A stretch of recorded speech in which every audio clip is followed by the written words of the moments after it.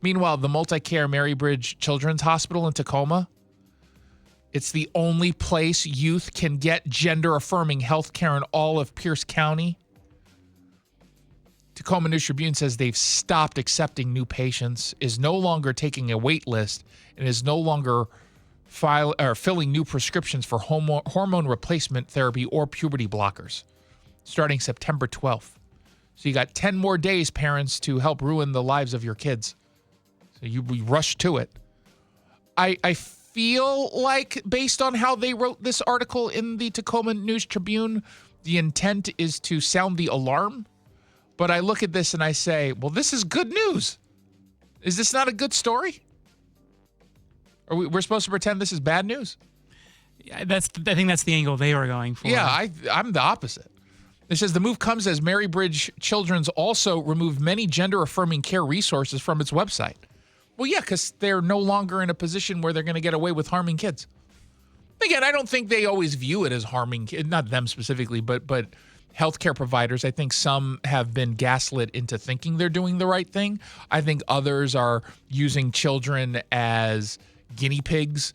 I think in other cases they're using kids as props to signal their evolved thinking on gender. But ultimately, they're just harming kids.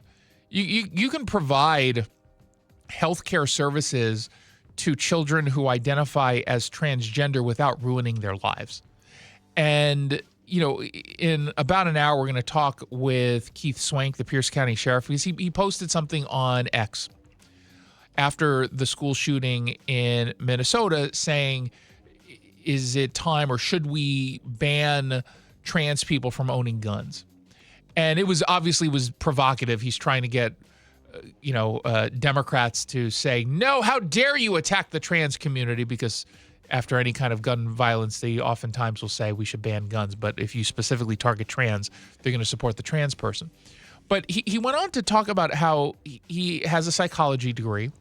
And back when he got his degree, looking at the literature, gender dysphoria was viewed as a mental illness. And then all of a sudden, they decided it's no longer a mental illness. And, there can be an evolution in the way people think about any kind of mental health issue, right? At some point, my narcissism is going to be described as, no, it's healthy self-confidence. But I'm going to wait until we get to that point before I declare myself no longer mentally ill with my narcissism. But sure, institutions can change when you learn more. We didn't learn anything new that warranted this kind of complete shift in the way we not only talk about or treat people who have gender dysphoria, but in the way we've now pushed this on society as necessary for their health care. So we went from acknowledging, yeah, there's something wrong mentally with a boy who thinks he's a girl and vice versa, to, oh no, you better immediately affirm and allow that child to cut off her breasts or cut off his penis and then portray himself or herself as herself or himself. And if you say anything negative or critical at all, you're a bigot and you just want kids to die. Like, that was a really quick turn of the page on that. There was no meaningful debate. I don't even know if there was a debate. It just kind of happened. That should appear to most of us as being politically driven. And so now we're just going back to a reality in which we didn't pretend that at a bare minimum, when you're claiming a 7-year-old or even in some cases a toddler is trans, we're no longer pretending that that's just totally normal and is above any kind of, let's just say, reflection before affirming.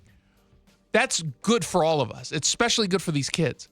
You're going to tell some young kid, an 11-year-old, that they should go through with some sort of either surgical intervention or medical intervention in some way that will fundamentally change the future of their lives, their bodies.